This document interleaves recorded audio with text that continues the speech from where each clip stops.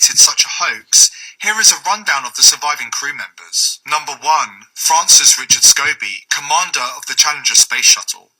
Born on May the 19th, 1939, Commander Francis Richard Scobie was 46 when he supposedly died in the Challenger explosion.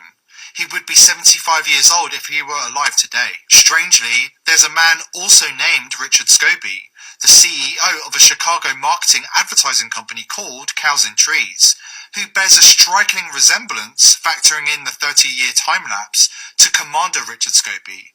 Same high forehead, same eyebrows, same wide-set eyes that are slightly tilted down in their outer corners. The source of the pic on the right of CEO Richard Scobie is his LinkedIn page. If you go on the Cows and Trees website, you'll see an animation of a rocket-powered cow in the sky with swirling smoke shaped like the number 6, much like Space Shuttle Challenger as it was seen on TV exploding in mid-air. Wink wink, CEO Richard Scobie sure has a sense of humour.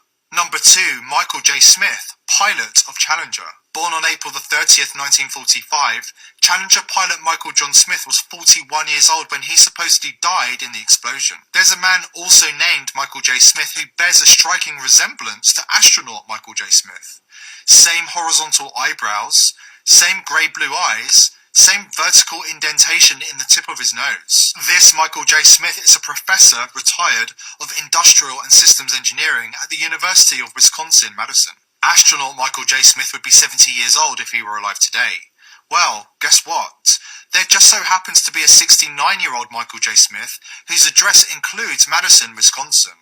He's 74 on this Look Up Anyone list. Number 3, Ronald McNair, Challenger's mission specialist. Born on October the 21st, 1950, Challenger's mission specialist, Ronald McNair, the second African-American astronaut with a PhD in physics, would be 64 years old if he had not supposedly perished in the space shuttle explosion. If Ronald was still alive today, he would look just like this pic of his brother, Carl. Carl McNair is an author, education consultant, and inspirational speaker, and he just so happens to be the founder and president of the Ronald E. McNair Foundation.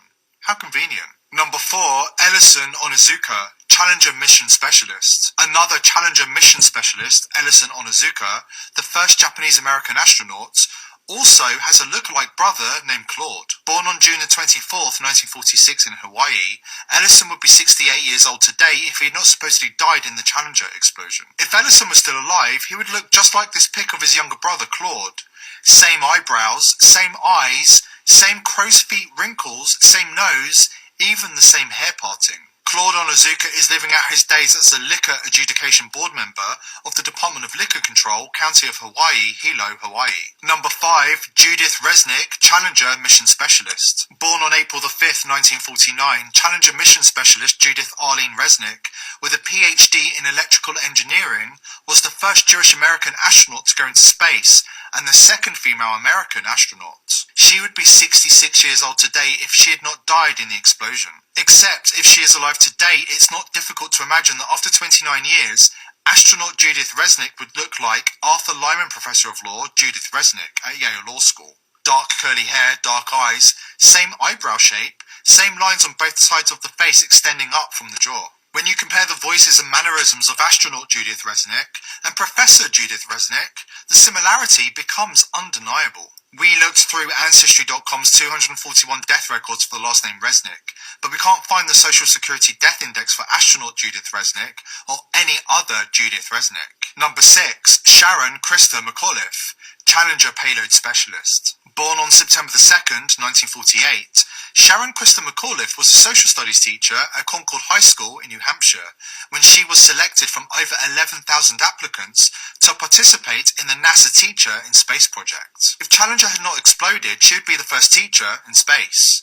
If she had not died in the Challenger disaster, McAuliffe would be 66 years old today. Well, there's a Sharon A. McAuliffe, an adjunct professor at Syracuse University College of Law, who kinda looks like an older astronaut McAuliffe, factoring in the 30 years time-lapse. Look at the cowlick of hair, sweeping from the centre of their hairlines to the left side of their foreheads. It may also be entirely coincidental that Syracuse law professor Sharon is a cousin of Terry McAuliffe, the current governor of Virginia, who was co-chairman of President Bill Clinton's 1996 re-election campaign, and chairman of Hillary Clinton's 2008 presidential campaign. Terry McAuliffe, an advocate of gun control, is also very much concerned about NASA funding issues. In the end, we need to ask ourselves this question. It's one thing that one of Challenger's crew members resembles someone alive today. We could chalk that up to a coincidence.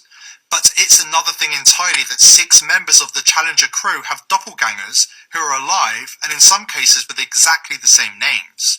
Richard Scobie, Michael J. Smith, Judith Resnick and Sharon McAuliffe, and are working at high levels in their original careers. What are the chances of that? You don't have to be a NASA boffin to know that those odds defy statistical probability. So why would NASA create another hoax? Those interested in gematria might be interested to know that NASA stands for the National Aeronautical and Space Association, and if you attribute a number to each character, you get 666. Given the powerful symbolic value of space missions, it should come as no surprise that NASA are part of the occult elite, waging powerful psychological wars on mankind. These little ceremonies are very, very important to ensure mission success.